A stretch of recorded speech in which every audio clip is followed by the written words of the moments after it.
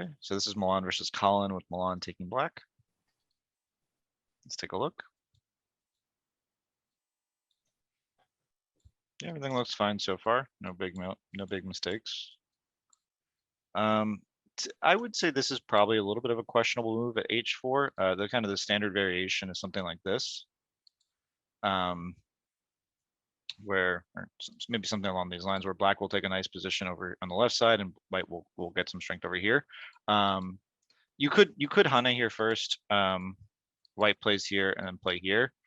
But I think that this cutting point is quite nice for white at h1. So like this combination of g5 and h1 to me seem a little better than if you just had this, because now if black were to cut here, white might Atari, and that's a little bit stronger of a position. There's no kind of like Atari on the outside, or basically I think that like white's position here is, oh sorry, black's position here is a little better because you either have this move on the outside where you can Atari this way, or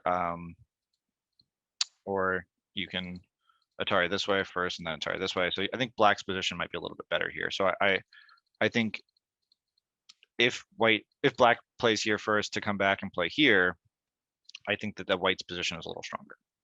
Yeah, I think that G5 Juseki is oops. It's E6 and then D8 afterwards for black. After that, yeah. Yeah, I think I don't know if it's D8. I think it might be C7. H3 and then D8. Yeah. Yeah. I don't know if it's D8 because oops, excuse me. I think D8 is a little bit questionable with a move like this. That's C8. D8. Oh, C8. Excuse me, D8.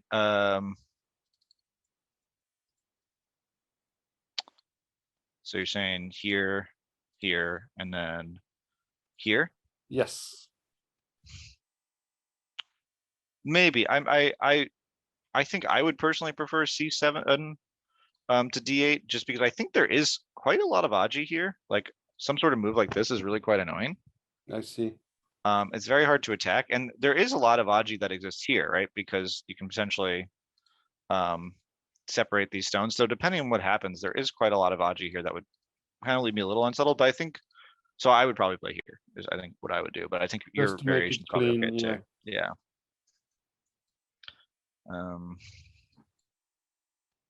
Definitely white's, we can say the other moves are, slightly questionable. This move here though, I think is definitely wrong. I think it really should be the cut. Allowing black to fix its position here just way too cleanly, and because this black group on the left side is so strong, this extra stone at h5 really isn't doing anything. So definitely a questionable move by white here. And even after and Tanukiing right now is also probably questionable, because this is going to be a really strong position on this side. I think white probably has to try to attack the group, maybe try to maybe take away the eye space for this group and try to make some sort of fight. It's not necessarily going to be a great result, but I think that allowing black to get this move on the lower side and building up this really strong position here, putting pressure on these 5 stones, there's no direct attack on this group that's going to kill these 2 stones right now. So I think white, even though this obviously is a large move, I think it might be questionable in timing.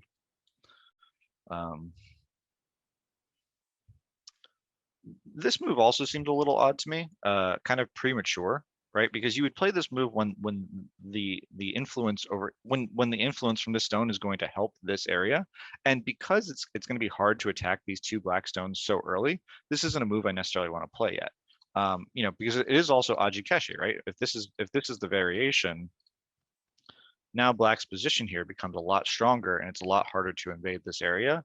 And it's hard to say these extra stones here have really done all that much to get a severe attack on these 2 stones in the upper right. So I'm not sure the added security that black gets in the lower right corner, or the influence that white gets here to attack these stones is worth the security that black gets in this lower right corner.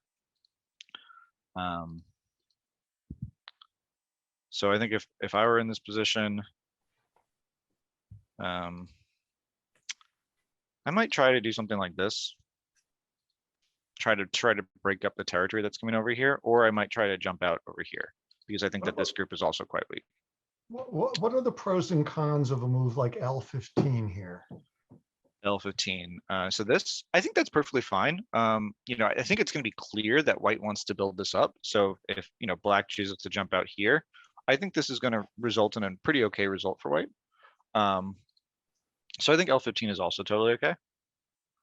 I'm also, the reason why I wouldn't necessarily think of L15 right away is because I'm not sure whether I'd rather play P15 or L15 or maybe even a move like O18. All of these moves seem like potentially viable options, and I don't know which one I want to play at. Therefore, I kind of want to hold off and develop the board. And it's the type of thing where, you know, every single one of these moves has value, right? And it's hard to see where that value will come from. So I think that L15 is probably an okay move, but I would want to develop the board first and make L15 worth more, right? So like, imagine if you got a move over here. Now L15 looks great, right? But if black had a stone, just hypothetically, if black had a stone here, L15 looks a little bit more questionable, right? Okay. And so you know, if you play this L15 move, you need to also make sure that you're going to get something over here to really make great use of it.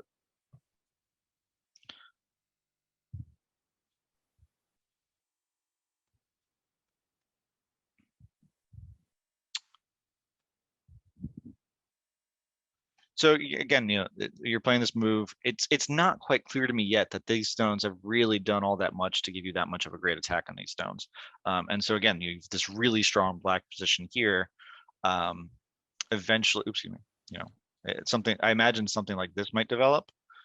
But you still owe a move over here to really get the territory. And obviously, if that happens, black can play a move like this. If white plays a move over here, later on, black can play a move like this, or just, you know, come in here. So it's not going to be clear that white's going to get all the territory that's mapping out, right? Yeah, I was very happy with all these points in the bottom right. Meanwhile, black is just, yeah, as you said, it's like black is super solid down here. Very little that's really assailable. We can't forget that there's this weak 5 stones over here. So I think these moves might be just a little bit premature and not necessarily getting white enough in the upper right.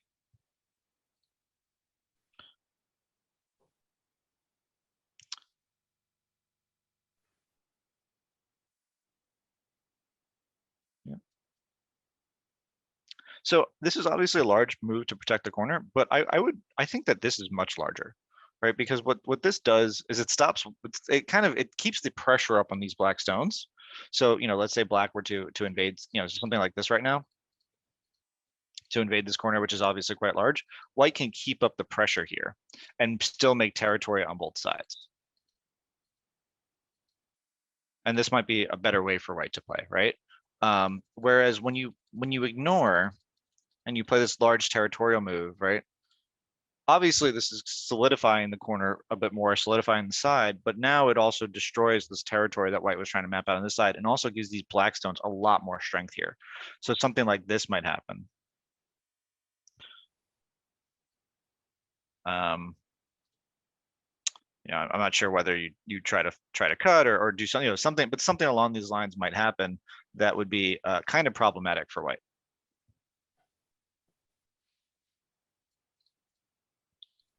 You know, maybe white has to consider cutting, but again, you know, kind of problematic in what's going on here, right? And I'm pretty sure black's going to be able to live here without too much issue. So again, going back, I think it's more important to kind of get to the head of the mountain here and kind of keep, and like you by getting to the top of the mountain, and when I say that, kind of like not letting yourself get haunted at the head of 2 stones, you're going to be able to keep up the pressure better than your opponent can keep up the pressure on you. You know, again, I think that probably certainly not a small move at C10, but I think that probably O12 is a little bit more vital right now. Yeah, I can see it now, but and again, you know, this move at D10 or E10, excuse me, it's not really clear what it's getting. You know, it seems like it's trying to map out this territory. Usually you'll do this capping move if you really want to reduce like a large framework, but because there's no framework on the upper side of the board, there's only a framework on the lower side of the board, this move is kind of questionable. And again, because it's not really mapping out territory, black can come and play over here and really kind of decimate white's position. So again, white built this wall to protect these stones, but didn't really get much territory in the process, and black's built up this entire thing over here. I would say this is probably a good result for black. Because again, once black gets this move here, this extra kind of influence that white had mapped out in the center is almost rendered useless, right? I think you probably had a little bit of a brain fart here, maybe forgetting that white could just play here. Yeah, I don't know what that was. Yeah, I thought I saw the cut, but it clearly didn't work. Yeah. Again, just O12 is huge.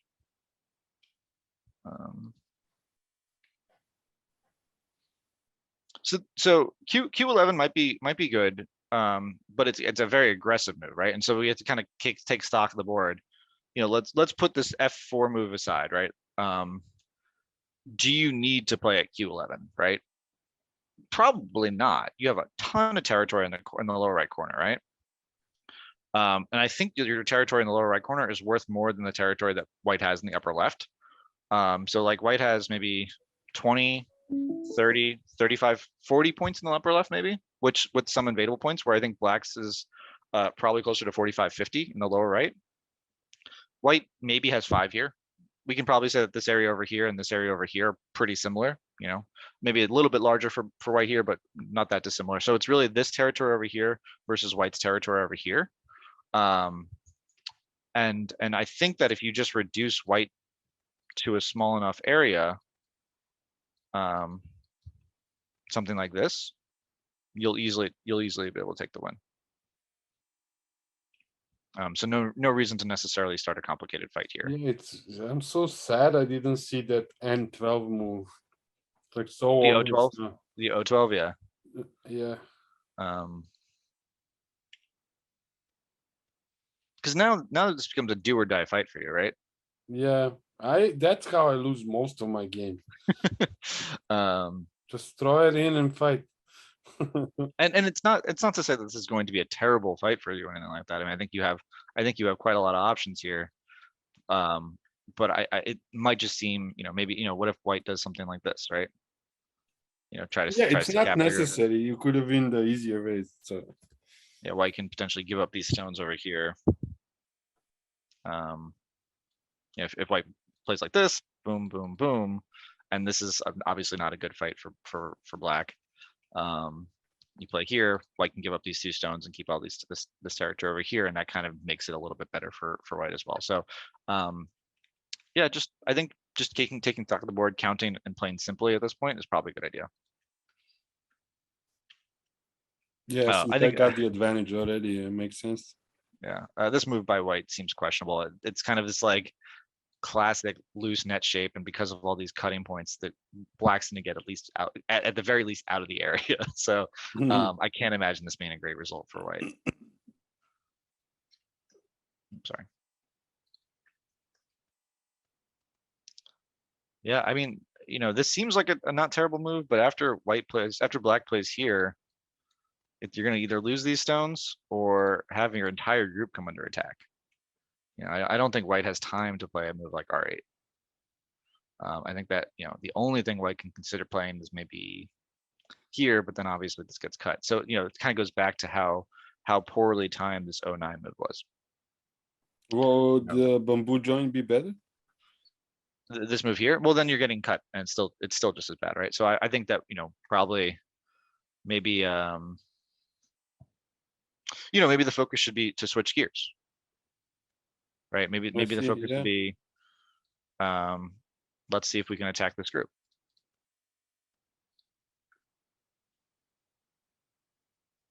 It would be hard, but yeah. It would be hard, but the way we're fighting right now, we're not necessarily going to end up with a good attack on this. And at the very least, black's getting a good attack on these 3 stones, right? So there might be another way that white could play here, but I think just directly blocking is obviously not going to work.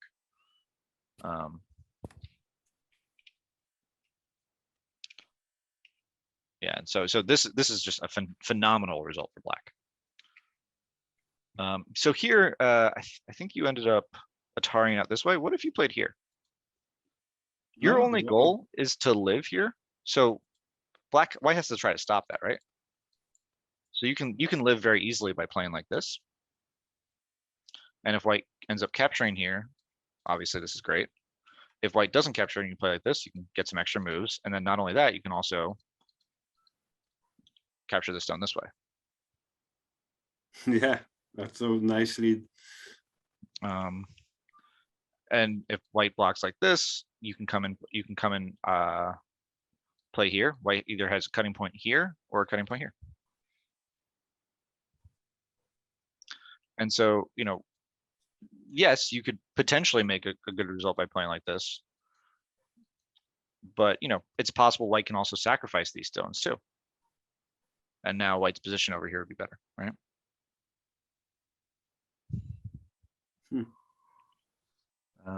I think probably I think the cut here is questionable by white, right? I think no matter how you slice it, it should be a good result for white. It should be a good result for black, but I think that, knowing that this cut is here kind of makes it so that this cut at L13 seems even more questionable. Because the only way that this cut at L13 is good is if it actually separates a group that doesn't have eyes. And it's going to be very easy for this black group to make eyes, which makes this a really poor cut. And let's not forget that these white stones on the lower right side are basically dead.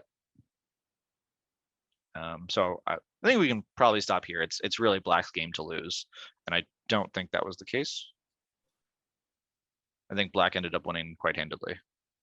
Yeah, it was easy. I just took it, one step at a time. I had an advantage from the early on from that bottom right corner. So Let's hope lackita's not, let's hope Colin's not here. You say that. But yeah. Okay.